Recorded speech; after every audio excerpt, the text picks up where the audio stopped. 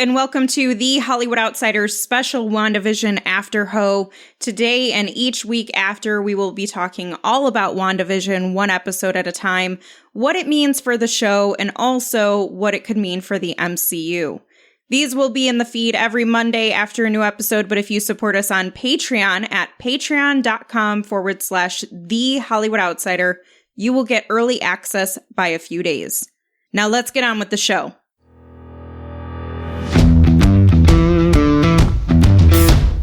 My name is Amanda Sink, and today I'm joined by my fellow guest ho, Vinny Schwartz.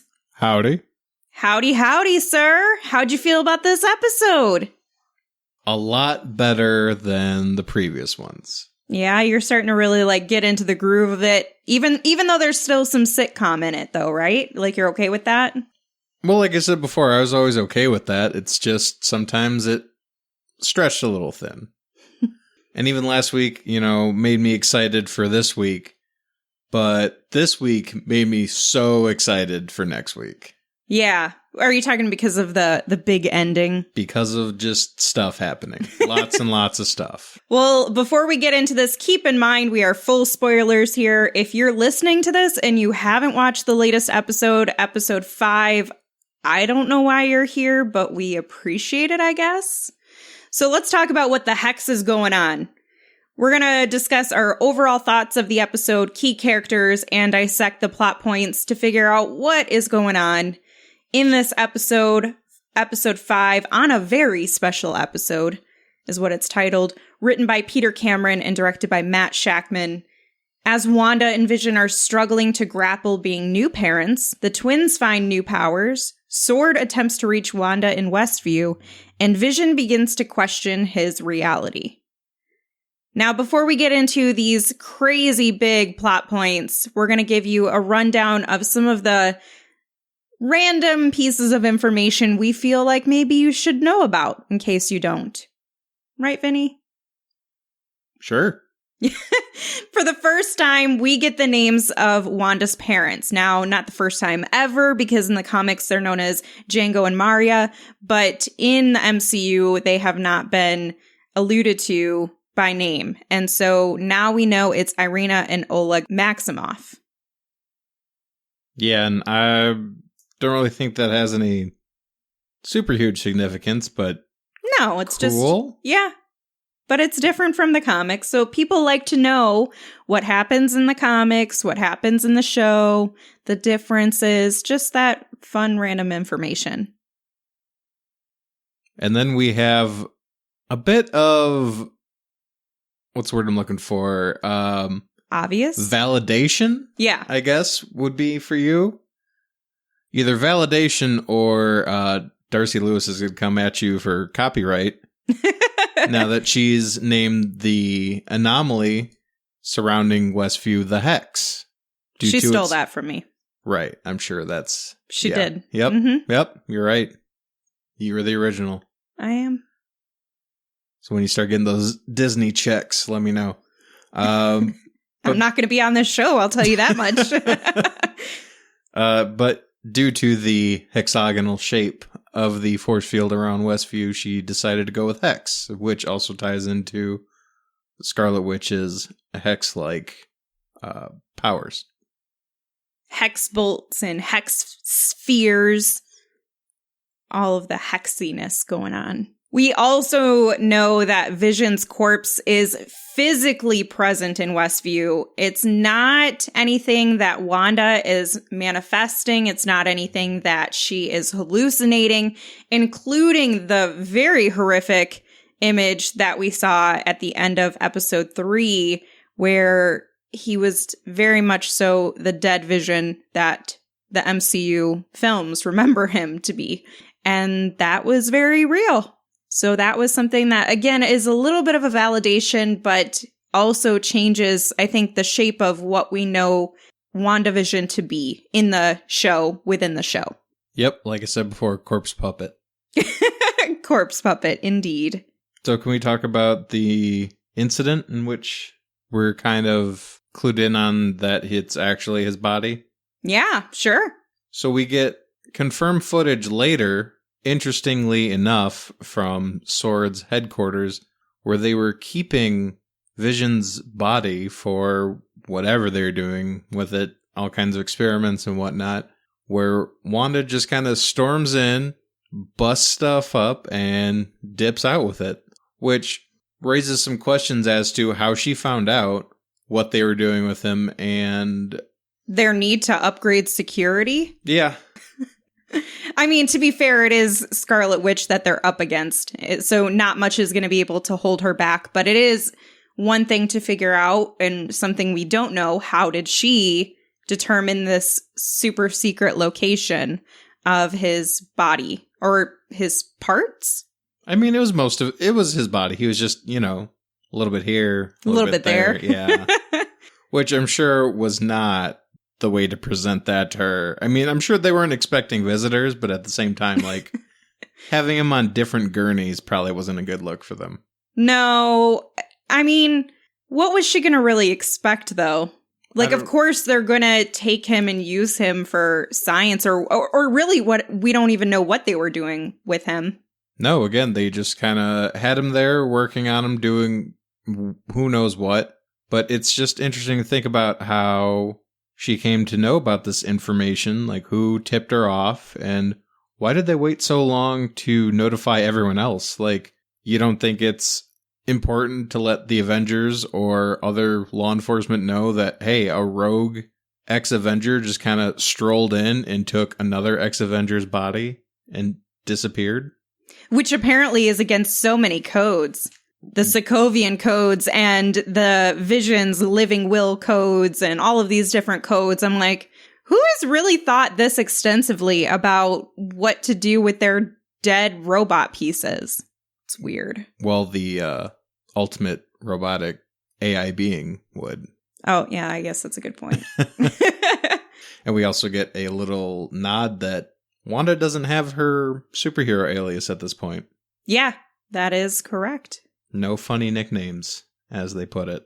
One really fun homage to the House of M comic series or comic event book, giant book thing that it is when Agnes is showing up for the second time in this episode. Vision is reading a newspaper with the headline, "Local Homemakers Innovating Recipes." And just a few seconds later, when he's folding the newspaper, it's done so in a way that only says HOM, which is short for the huge Scarlet Witch comic event that we've talked about quite a few times, probably on every episode so far, the House of M. Oh, House of M? No, this is the first time I've heard of that. What's that? Oh, you don't know about this? No. Oh, please. This is weird. How did you get on this podcast? I just kind of wandered in. just like Wanda did to steal the Vision's body. Yeah, just kind of wandered in like, hey, this looks cool. And just help myself. And we also noticed that they are borrowing a bit from a darker Scarlet Witch story from the Avengers West Coast books. In those books, we notice that there's something wrong, that whenever Wanda's attention is diverted from the twins, that they just kind of cease to exist, which it happens from time to time, like when Agatha is babysitting, and her flippant and non-checked use of her powers just kind of happens, which we see where she just summons a collar out of thin air for Sparky, and which Vision does take note of, and it's like, hey, what are you doing? Yeah, there's a lot of what are you doing in this episode. Real quick, I want to sidebar about, would you ever let her babysit your children? She's trying to get them drunk to make them go to bed. I mean, not a bad concept in theory, but I'll say okay, we have to break this down. The character Agatha Harkness in the comics, the character Agnes from the show, or the actress Miss Han, because I have different answers for all three. Well, what are your answers for the three? For the first one, maybe like. No, you know what? I'm going to take that back because I thought, what if they learn cool powers? But it's like, kids are hard enough to contain without powers, so maybe not. Mm-hmm. As far as Agnes from the show, yeah, sure, she seems fun. Why not? She's just a little bit of bourbon.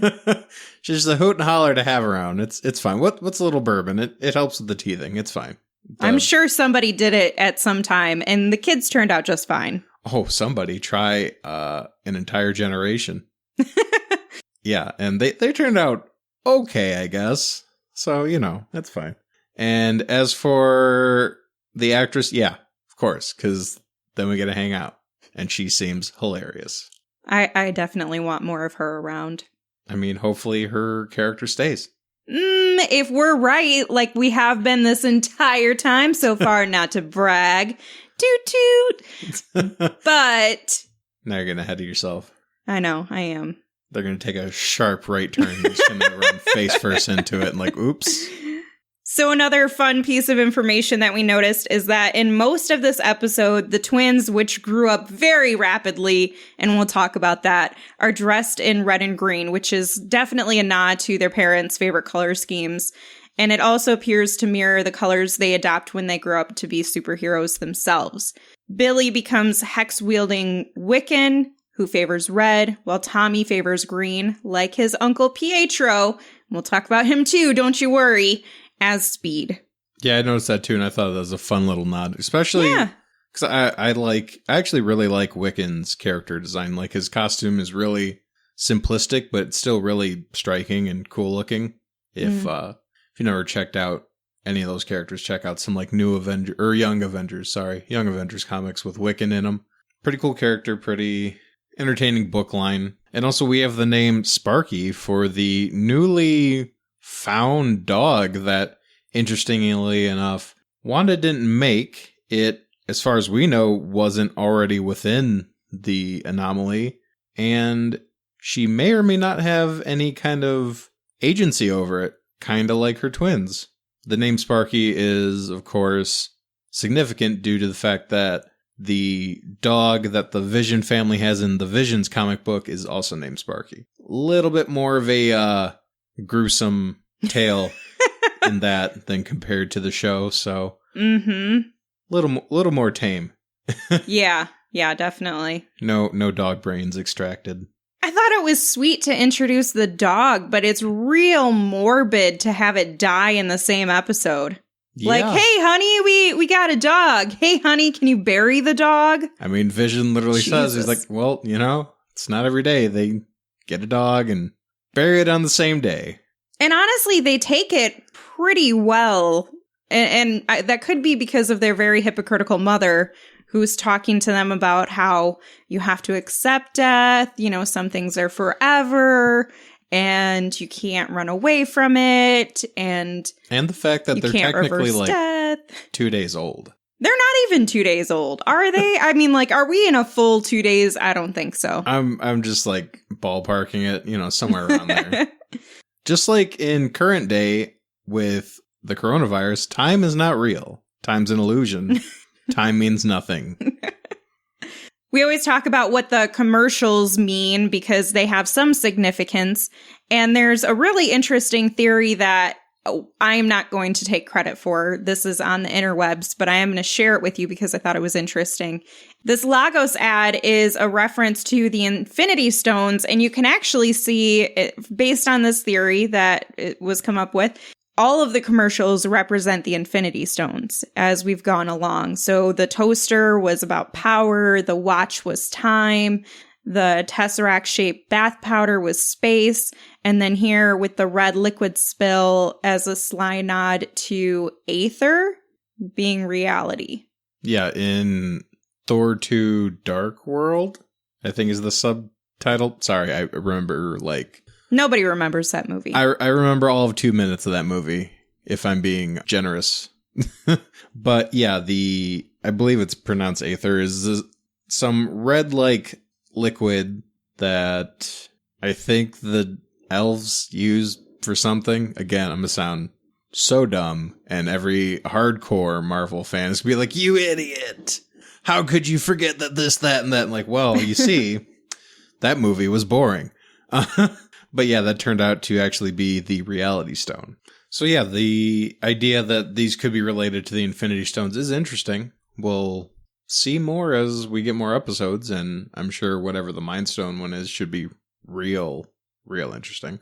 Yeah, and if it is the case that it relates to the Infinity Stones, then there's only 2 commercials left for Mind and Soul.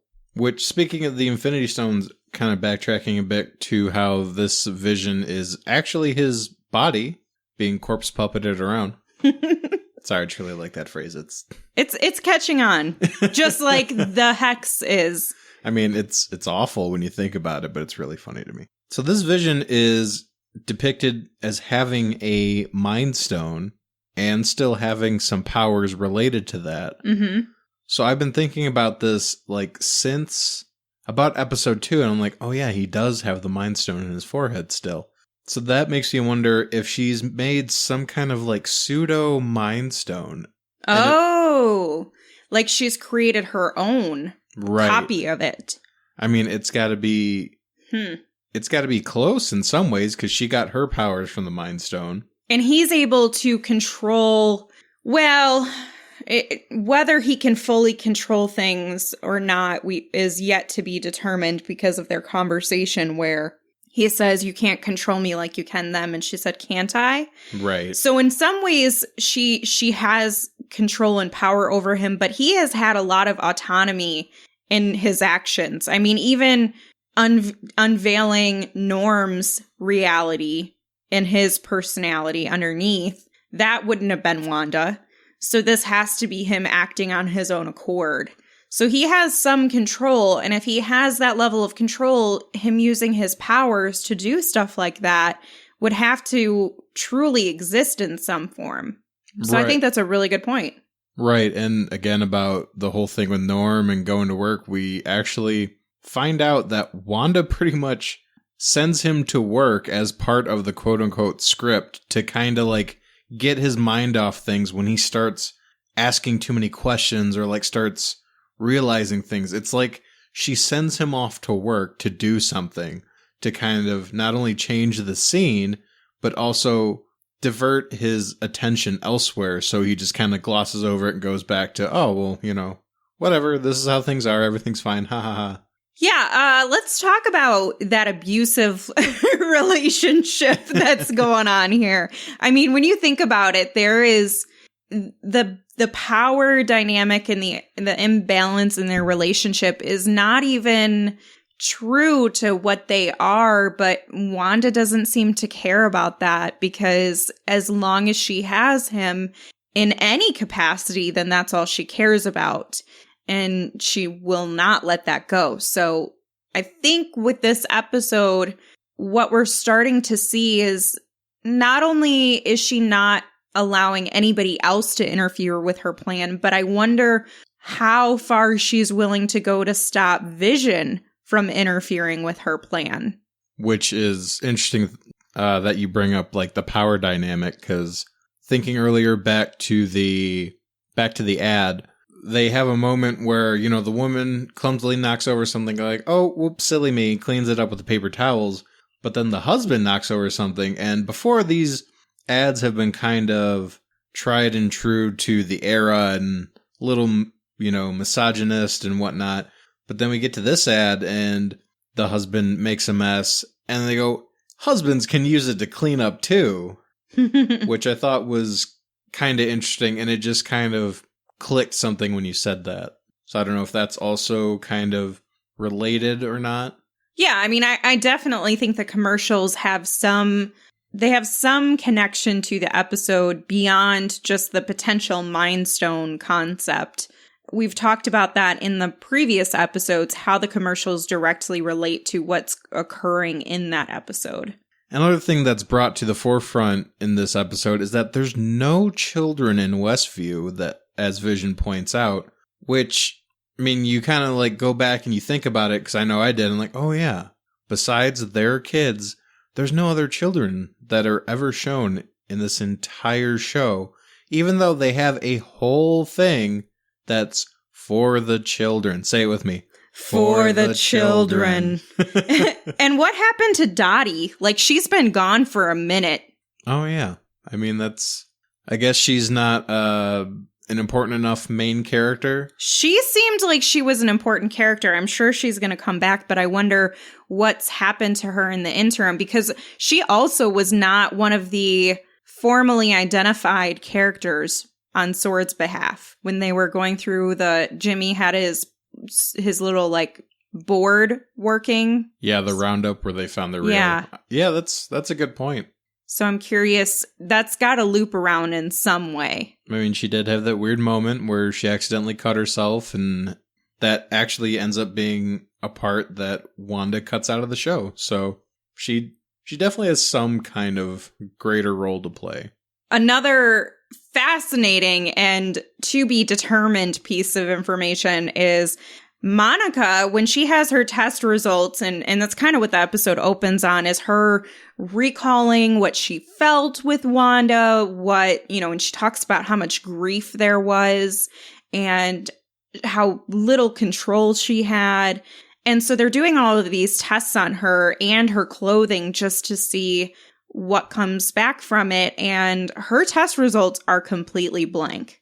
Now, Vinny, I know we've talked a little bit about this concept off air. I don't know if we've talked about it specifically on the podcast in depth, but do you want to share what that could potentially mean in terms of her molecular structure and who she is?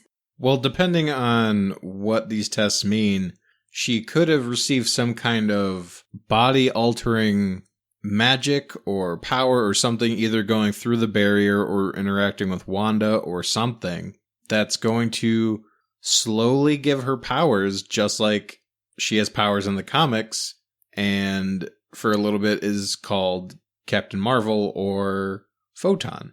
So this could be an allusion to her slowly getting powers and becoming her own superhero character, which that'd be cool. Speaking of Captain Marvel, you and I had different interpretations of Monica's response to Captain Marvel being brought up.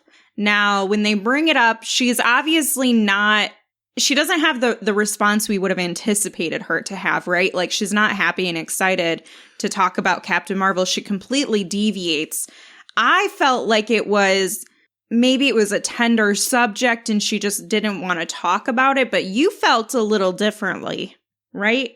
Well, yeah, it seemed like she was very cold and bitter. Like, as soon as you brought up Captain Marvel, she's like, no, we're not talking about that. We're not talking about her. Forget her. We don't need her. Like, oh, okay. Weird. Considering the last time we saw them interact together, even though she was a child, they're really close. They got nicknames. She calls her Aunt Carol. And she even gets to pick out her new colors for her. But now, however many years later, we haven't seen any actual interaction on screen with them. But whatever it is, something happened to where she has it almost seems like resentment to her. Maybe she feels like Captain Marvel is responsible for her mother's death. I'm not sure if she feels like she's responsible, but maybe she does have some kind of resentment that she wasn't there for her mom while she couldn't be. So yeah, I could see something like that. And another Monica piece is about this aerospace engineer. I was not 100% sure none of us know for sure who it is. Still, that's to be determined. But did you have any concept of who this aerospace engineer could be? I really had to think about it.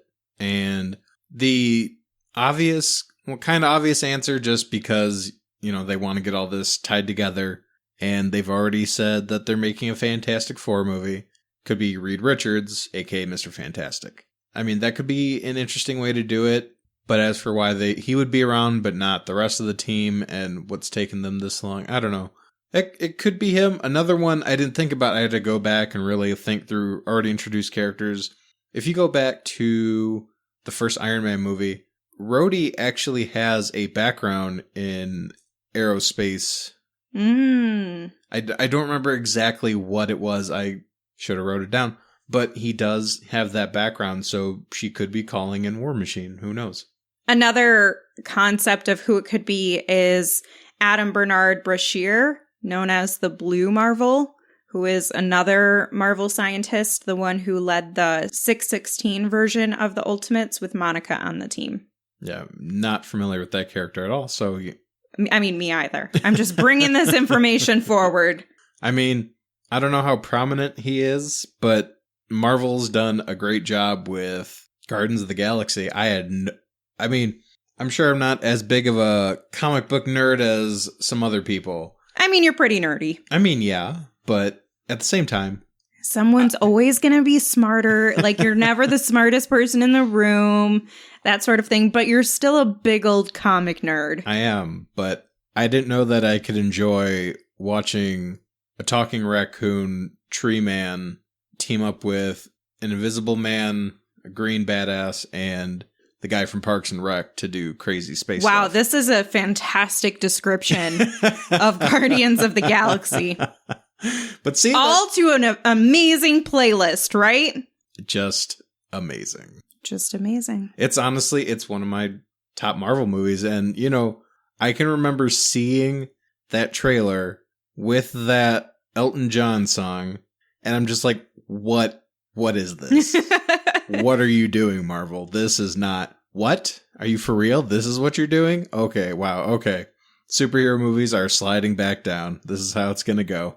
And then nothing but rave reviews. So I finally gave in, saw it, and like, yep, okay, I get it. This is great. You were wrong. I was I've never been so happy to be wrong.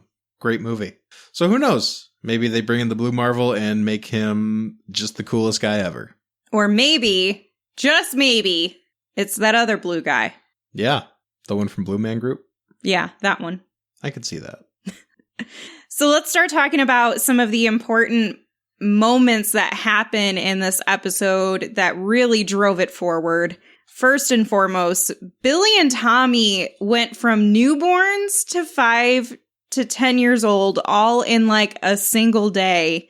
And they can do that apparently on command, which means they definitely have powers, seemingly that Wanda cannot control. And they also get a dog who dies. Oh, kids, they just grow up so fast. So fast. I don't know. I don't think that's such a bad... I don't think that's such a bad deal. Like, by the end of the week, they're in college. They're out of your house. I mean, like, I'd even take that, like, 3-minute jump to where they're screaming children to actual kids that can talk to you about what's wrong. Like, oh, wow. No diapers, no... You know, they had one sleepless night or however many it was. It wasn't that many, honestly. Like, I'm sure every parent's just looking at them like, you got off so easy. You have no idea. Like, that... Isn't that like the core and the foundation of like parenting is like going through the real struggles? Like if you didn't lose sleep because of your children, are you really a parent? Just kidding. Someone's going to be offended by that. Someone's going to be offended by anything. But I'm sure any parent and every parent would gladly get those nights back with a restful night's sleep if their child could just magically grow. Like, oh. Yeah, but that'd be cool. sad at the same time, too. But like I just had my baby, and oh my God, you're 5 years old. Ah! I'm just saying that first jump, I wouldn't mind that so much. After that, they can take their time. But the first one, sure thing. Because I got to tell you, when that show starts up and there's just screaming children, I'm like, oh God, ooh, just ooh. Yeah, this does something to me on like a primal level. Like I can't. This is not what I watch television for. But Auntie Agnes comes in to try to save the day. Right, just as Agatha would, to come in and help Wanda take care of the kids. On cue all the time, which does start to kind of like ping something in Vision's brain. Just like, you know, she kind of shows up. With exactly what we need at exactly the right time. And we get a very weird moment where Agnes kind of gets sidetracked by something Vision says that's kind of off cue, quote unquote, and she fumbles her line.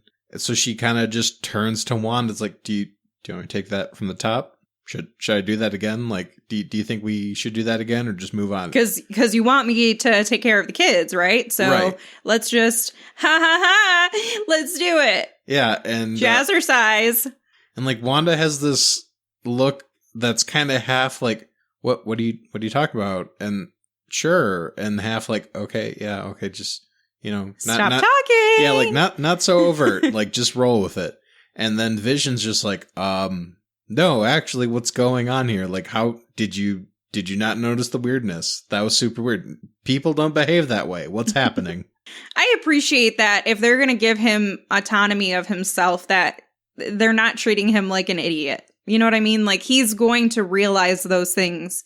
He is a super robot. Right. And even if he's just a recreation of what she remembers him being, she has to at the very least remember that he's a highly intelligent being. Like, honestly, probably the most intelligent being on the entire planet. Maybe within, like, you know, a couple light years of the planet, considering he's just a super AI thing that had the Mind Stone in his forehead. So he's got to be able to have just an insane amount of intelligence to sit there and be like, all right, something's off. This does not compute. Let's figure this out real quick. And Wanda just tries to skate past it. And she's able to in that moment, but obviously it tumbles, and Vision starts to realize that there is so much more going on here. And I mean, not only do you have S.W.O.R.D interfering as like a side story, but now you have Vision who is touching people's heads and getting them to come to reality, come to being, and finding out that Wanda is really at the helm of, or believes that she's at the helm of everything. And that leads to a really huge debate between the two of them in the air. Yeah, debate is a, I'm going to say mortal term, because these two beings are having an all-out just shouting match and just start flying and yelling at each other. Which is another interesting thing, and which makes me say that this is hers or someone's recreation of Vision. Like, it's not really him in there, because he's getting super emotional. And, like, you could argue he's an AI intelligence so that he could learn to act human, but also, because he's an AI intelligence, why would he learn that? He would think emotions are illogical and would get in the way, especially as we saw in Civil War. He got distracted and accidentally blasted War Machine, causing Rhodey to be paralyzed from the waist down for a bit. So, but it's hard to say that he doesn't have any emotion, though, because he obviously has emotion for Wanda. Like, he has some capacity of understanding human emotion and expressing it. Well, I shouldn't say expressing it, but comprehending it from his own perspective. Right. And with that, though, he's always been very measured and very concise about everything he does or says. So to see him, like, just explode with emotions, and he says he's scared and he can't remember before Westview, it's a very interesting... You're saying that word a lot. Yep. Take a drink. It's a very interesting form of Vision that we're seeing, which is why I don't think it's truly him. It's some shade of him. But now that we've seen that things from within Westview can leave, if we do get to keep this Vision... If we get to keep him like he's a toy. Well, you know, Feige giveth, Feige taketh away very easily. So if we get to keep him, is he going to be this way, like, throughout the rest of the continuity? Is he going to be a slightly different Vision? The question I think that's more important to me, anyway, is not just if we get to keep him, but he seems to have a very specific reaction to what is happening here. He does not like that Wanda is seemingly controlling these people under her hand, under her thumb, and that it's not fair because they have a family and all of these different things. My question is, do we end up seeing Wanda and Vision fully go at it with each other? Because Vision is he's not really himself, and she's not willing to let go of him, but he realizes there's something very, very wrong and this is not okay. And Vision has always been like the most amoral person or thing. So for him to just idly sit by and watch this all happen. That's not going to happen. He's not, whether it's real him, well, I shouldn't say real him because, you know, he did die, but whether it's in some capacity still him and his thinking, or it's a reconstruction, it's still going to be him in some form. So I wonder and worry about the two of them going head to head because Wanda refuses to lose control over this. Well, I think you nailed it pretty square on the head there, that she's fighting tooth and nail to keep her perfect world together and moving forward and making sure nothing interferes, whether it be Monica, drones, or Vision.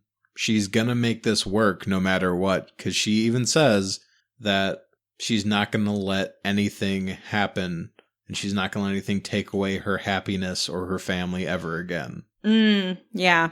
So they have gone head to head again in Civil War. They're on opposite ends of that because, again, Vision's moral compass, it may be a little cold and logical in some aspects, but for the most part, he's got the best intentions for the overall human race, which is why he was the foil to Ultron. So I could definitely see them clashing on that aspect. Now, you started talking a little bit about I think one of the big moments, not the biggest moment, of course, because we'll save that for the end. But so Monica and S.W.O.R.D are trying to connect with Wanda, and then the director guy, who is a huge dick, decides he's going to try to take a shot at Wanda. Super stupid. And Wanda responds by leaving Westview, confronting them, and like, ooh, the rage. She is not having any of this. She brings that little drone out like, did you really try and turn this on me? Homie, come on. Like, and again, everyone knows what they did, obviously. They're terrified. Well, because we get that moment with Jimmy, Darcy, Monica, where they talk about, like, well, she went toe-to-toe with Thanos and would have destroyed him if he didn't bomb the area, which, again, brought up Captain Marvel, because those are the only two characters that have actually successfully for the most part, fought Thanos. Like, in all actuality, either one of them probably could have beat him pretty handedly if it was a level playing field. As level as it could be for, you know, superhuman like Captain Marvel and a reality-altering person like Scarlet Witch. So the fact that they know that and he thinks, yeah, no, I can take her out with a drone strike, right? Like, that'll work. I'm just like, dude, that was the dumbest. The dumbest thing you could have done. Humans are so stupid. But I did love her response because she was fierce. And something that is very surprising to me, her accent is starting to come back. Yeah, I thought that was funny because we talked about that for a bit in the first episode. You kind of hear just it starts creeping in just a little bit, like there's just a hint of it, but it is back. And she when she comes out of there, she is in her regular outfit. So it's kind of like outside of this perfect, pristine world that she's made, it's real Wanda, and she's not going to put on any kind of airs or change herself anymore for anyone. Like, this is me, and this is me telling you, if you keep messing with what I got going on in here, I'm going to mess your stuff up real good. Which she shows by bringing back that mind power that she used in Age of Ultron, where she kind of like whispered in people's ears and made them see and do things. But this time she did it en masse without touching anyone. She just kind of like summoned her little wispy red hex orb thing, like flicked her wrist, and then she just mass mind controlled all the soldiers there, who snapped and just snapped all their rifles to the director and just held them there until she left. So one thing that I also want to talk about too is every time we've seen this energy field, it's always been blue. And we see that like blue, I don't know what it is, but it's like you can see like these lines. Yeah, it's like is mentioned before, it kind of looks like staticky old school television. Yeah, but when she re-enters, it all turns to red. Yep. And I'm curious because I don't have a real idea of what it means other than maybe it just enhanced it in terms of the strength. What do you think is happening with this energy field going from blue to this Scarlet Witch red? I mean, she's the one who did it, and that's, the color of her powers. So yeah, that's definitely her kind of like doubling up the power, whatever that might mean. Like, if anyone tries to go through now, are they just going to get incinerated? Or are they going to be able to get in at all? I'm not really sure what that means, but yeah, things are real serious now. Ooh, also, that really intense moment between Monica and Wanda. And Monica says, I didn't know that the drones were armed. And she starts to approach her and tells her, I know you know that I am an ally of yours. And she confronts her about you control this entire world of Westview, this town. You have all of these people seemingly held hostage, but you let a S.W.O.R.D agent knowingly into your home. So did she actually do that? Because she doesn't respond. And later in the episode, Wanda is talking to Vision about how she doesn't have the, do you really think I have the capacity to control everyone here? And we're starting to get a sense that maybe she doesn't have full control over these things. And if that's the case, who allowed Monica to go through? Because someone had to have, because nobody else could get through. Jimmy couldn't get through. And yet Monica was able to get in as a S.W.O.R.D agent, and Wanda seems surprised from what we saw anyway, of who are you? You're not my friend. You're a stranger. And so I'm curious what your thought is about if someone else is maybe behind some of this and who that could be, if so. Oh, definitely someone's behind it. It goes back to the theory of, so she has some idea, but she's not fully aware.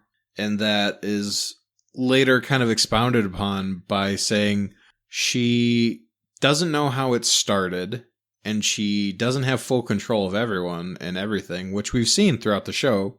Yeah. Like with the stork that wouldn't get magicked away. She couldn't stop the babies from crying with her magic, which she tried at the beginning of the episode. They actually end up laughing at her because she can't magically make them do things, which is also interesting because they seem to be able to manipulate themselves just fine. And we get a little bit more of a peek behind the curtain with Agnes as the kids find out that the dog is dead. So they tell Wanda to bring him back because they know that she can do that. Which brings up so many questions, like how do they know she can do that? How do they know how much power she has? And they know that, but Agnes apparently doesn't. And Agnes is one of the few characters that seems to have a little more awareness than everyone else. But she doesn't know the full extent of Wanda's powers. So there's definitely something going on where someone, which could be the same someone that told Wanda where to find Vision. Basically, I mean, that Mephisto, again, could be just a deal with the devil where he's like, all right, I'm going to set up this little world for you. You get the run of it pretty much and, do whatever. I don't know what he gets out of all this, but someone definitely... Maybe he wants Vision back to be able to use for himself. Possibly. But Mephisto is a very powerful character in his own right, considering he's basically Marvel's devil. Yeah. Like, he's pretty powerful in his own right, which is why he could also be a contender for a pretty powerful enemy for most of the heroes that we still have. So I'm not 100% sure what he gets out of this, if he is the one behind it, but it definitely seems like someone laid the groundwork and basically gave Wanda almost free reign, but she does have some restraints. And it seems like they're putting in things in here to kind of push her towards something. Like, it kind of seemed weird that the kids were really pushing for her to just bring back the dog. Like, you can do it, Mom. We know you can. Just bring him back. I'm like, okay, that's weird. Why are they pushing? Like, obviously, you know, any kid would want to bring their dog back, but just, I don't know where they're just pushing for it so hard. I think there's something going on with that. Yeah, I guess I didn't really think about the urgency presented from the boys, from Tommy and Billy, about bringing back the dog. I just assumed it was because they wanted their dog back, but not that anything nefarious might be going on. So I guess we'll see what happens and why they would want her to. They obviously, if that's the case, then somebody wants her to tap into some of the darker powers that she has access to. Well, because we get a glimpse of her. We get a little bit more of her powers in this one. Like, we get the mind-altering one. We get a more concrete evidence of that she can't necessarily create yet, but she can manipulate. When she needs things to fit the timeline, she changes their structure to match whatever kind of thing she needs it to be. Like Monica, when she goes through her clothes, the actual the molecular structure changes. So, like, we see that her pants are mostly made out of Kevlar, made from her vest that she had when she went in there. And it remains permanent when it goes back outside of the hexagonal, whatever the right phrase is that Darcy's trying to push. So yeah, we definitely see that she's grown her powers a lot and that she's having more defined powers. And we're seeing that she can do a lot of things. She could possibly do even more that she doesn't know about yet. So maybe, and seeing as the kids in the comics are actually made from fragments of Mephisto's soul, maybe if he is the main bad guy in all this, maybe he has some sway with them and he's trying to get her to tap, like you said, to tap into this power for some reason. Yeah, that's a good point about them having some, that he can manipulate them in some way because of their connection. Now, I'm curious what you think. Is she powerful enough, and do you believe when she says she did not bring Pietro back? Nor did she bring him back from the X-Men movie? I was going to say, apparently she's not that powerful because she didn't bring the right one back. She brought the one from another reality. I mean, we are entering Doctor Strange multiverse where she is going to be a prominent character. So I guess it's possible, like, or someone, maybe not even her, because she doesn't seem to think that, or she is at least pretending and portraying that she had nothing to do with this. And she does seem a little shocked by him being there and who he is, but it could also be because she tried to summon the right Pietro and got the one from a different multiverse, from a different reality. The only one still alive. Right. Which, again, not my favorite one. You don't want her to recast, like Darcy says, fourth walling? No, hopefully Darcy's on my side. I'm like, man, this recast is not ideal. Nothing against Evan Peters. I loved him in pretty much every season that he's in American Horror Story. But out of the two Quicksilvers, not quite my favorite. I don't know why. And I'm sure there's plenty of people who love his portrayal and whatever, but I just... But you're not one of them. No, I'm not. But, I guess this isn't the Quicksilver that I wanted, but I guess this is the Quicksilver I get, so... There's gotta be something nefarious going on out of her control that someone wants to keep her here. Also, because, like, in Westview, because why else would someone bring everything she could ever possibly want and bring it here?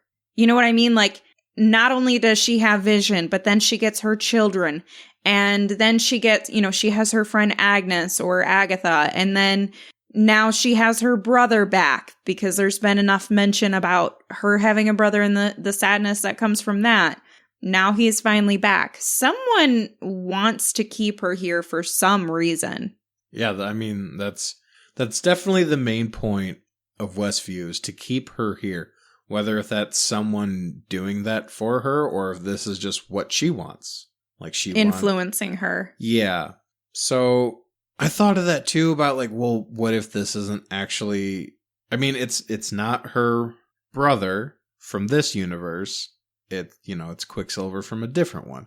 But what if it's not him? Like, what if this is someone pretending to be him? Right. But of all people to cast for that role, why would you pick an actor that's also played Quicksilver? Right. To me, that seems like it's an obvious connection that they're trying to make. Right. So if they really wanted it to be like, oh, yeah, this is totally your brother, like, don't you remember him? They would pick some random person that's not affiliated whatsoever. And we'd be like, oh, okay, that's weird. Like, what's happening? But no, they picked someone who's played the same character, just in a different continuity, and they're presenting him as the one from our continuity. So it'd be kind of weird to do the whole fake out where he's actually not him. And they're just like, sorry, the other one wasn't available, so we had to go with Peter's. All I'm thinking of, like, I can't wait for the Deadpool jokes. Yes, that will be fantastic. It's going to be great. Because again, we're dipping our toe in the multiverse stuff now, which that at the very least it wrinkles my brain. It wrinkles your brain. It sure does. I love that stuff, as I've discussed before. So this is, at the very least, we're kind of setting up for the Doctor Strange movie and the Spider-Man movie, and it gets me excited. So at least we have that, I guess. So I know that we've given a lot of our thoughts about what we think this has to do with the MCU and some of the things that we predict will happen, but let's talk about the vision of what's to come and what you think will occur in the next episode, or at least that you're hoping. What do you think's coming down the pike? Pipe? I thought it was pike. No, why would it be pike? I don't know. I don't make these rules. No, it's pipe. All right. Well, what's coming down the pipe then, sir? Are we keeping that? Absolutely, we're keeping this. I don't mind being made fool of. Oh, no. Yeah. Oh, boy. Okay. Well, anyways, we kind of touched on the multiverse stuff already, so it'll be interesting to see what that has in store for us. Like, are things going to start getting weird time-wise? Is he going to have his powers? Like, is he going to be actually Quicksilver, where he's going to be real fast? And also, I think we're going to start seeing a lot more of the unraveling of Wanda's utopia. Because now, she not only, like you said before, she not only has the outside forces of S.W.O.R.D kind of messing with things, now on the inside, you got Vision starting to question things and starting to realize the reality he's in. So he's going to start acting on his own more and trying to figure out what's going on and try to fix things. Yeah, and I also wonder, with the rapid progression of her children's aging, if something is going to happen to them relatively soon that also causes something terrible. One thing we didn't mention, I guess, that is kind of important is Monica mentions that everything that happens in the show, even though it might look like it's not real, it is very real. So her twins are her actual children. And so if something does happen to them, it's not just her manifestation of that she's losing, it would be her actual children. And I know we've talked about that concept before, but they're really pushing her kids through their age real fast. So I wouldn't be surprised if something happens in the next couple of episodes. And I really hope that we get to learn more about Agnes. We've had so many questions. We're over the halfway mark now at this point. I think we need to start getting some answers, or some at least some definitive answers about who she is and what she's doing here. And who the hell Ralph is. Like, I want to know because we keep mentioning him and all of the weird libido happenings in their bedroom, but we don't know anything else about him other than what we think he might be. I'm looking for some answers between those two. I really hope we get some of that. At least lead me in the right direction. Like, give me, there I can see that I'm right. You know?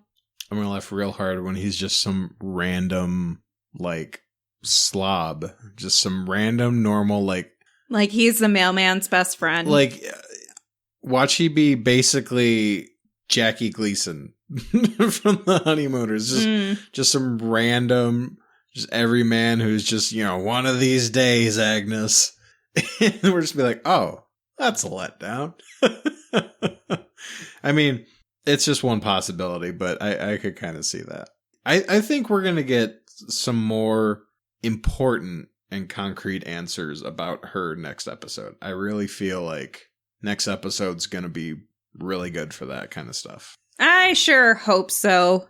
Well, at this point, I mean, they kind of have to give it to you, which, I don't know, just the way things are progressing, I can kind of see it. I don't know why. I just feel like we're gonna see something finally. She's finally gonna tip her hand in some way that we get, oh, okay. She's either a regular person who got pulled into all this, or, oh, she is who we've been assuming she was this whole time. Right. And another interesting thing, we got some new posters for Dr. Darcy and Jimmy Woo with some interesting... All the posters so far for the characters have been made up of old school TVs stacked in front of them. And all the TVs have different little pictures in them. Jimmy's is interesting because it shows him talking to Monica.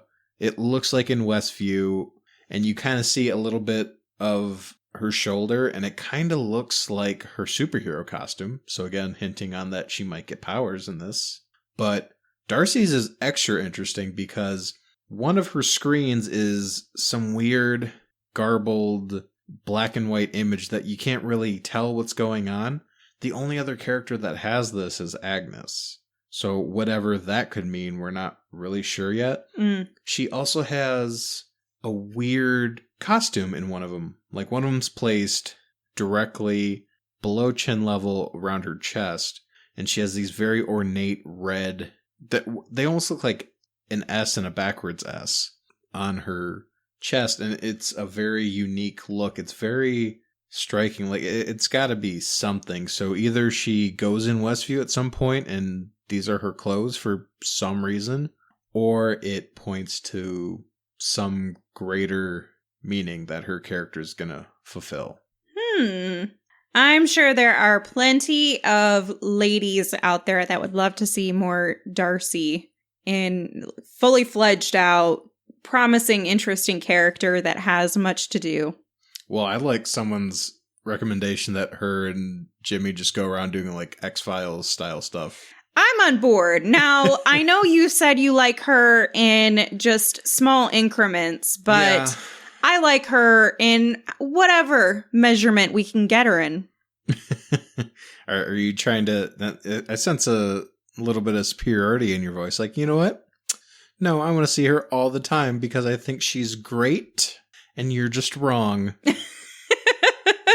I'm just saying, you are not appreciating the humor that she brings. I don't know. Maybe it was just the writing because, again, the last Thor movie was great. The second Thor movie was not great. That movie in general was not great. It has nothing to do with one character. Well, I'm saying I don't think the writing was good. I know the writing wasn't good. So so does the rest of the world. So sorry, shade to the Thor 2 screenwriters. Yeah, I mean, full disclosure, I can't write a movie, but neither can they. I wasn't going to say it. That's all right. You said it. I did. That's Amanda at thehollywoodoutsiders.com. That is correct. Send me an email. You can find her on Twitter and harass her there. Sink into this. Go ahead. Do it. I dare you. That'll be a really interesting Twitter discourse. It's going to be very one-sided, though. And you can find Vinny at Black Label Art on Twitter. Check out his drawings. Maybe he'll do one for WandaVision if you pressure him enough. I think that's going to do it for this episode. I think we're going to leave. Yeah. Yeah. But yeah, I'm definitely... I'm more... Oh, but you kept talking. So I guess Well, I'm just saying, I'm more amped for the show now. I'm really excited to see where it goes. So, fun times. More to come next week on WandaVision. That's going to do it for this show. That's going to do it for this episode of The Hollywood Outsider. Remember, you can find all of our content, including reviews, other episodes, regular episodes of The Hollywood Outsider at thehollywoodoutsider.com on all of your favorite podcast apps. Make sure to subscribe so you get the latest and greatest of episodes. If you are a Patreon supporter, a big shout out and thank you to all of you. And if you're not, make sure that you sign up at patreon.com/The Hollywood Outsider. It does support the show and make things happen. And you also get bonus content and early access like this episode. And early access to episodes of WandaVision. You can find us on Twitter at BuyPopcorn, Instagram at The Hollywood Outsider, Facebook. We do have an amazing Facebook group with a fantastic community. So make sure you join, hop in there. That's where our regular weekly episode topics are posted for listener feedback and comment. That's it for this episode of WandaVision. And remember, the next time you watch WandaVision on your couch, buy popcorn.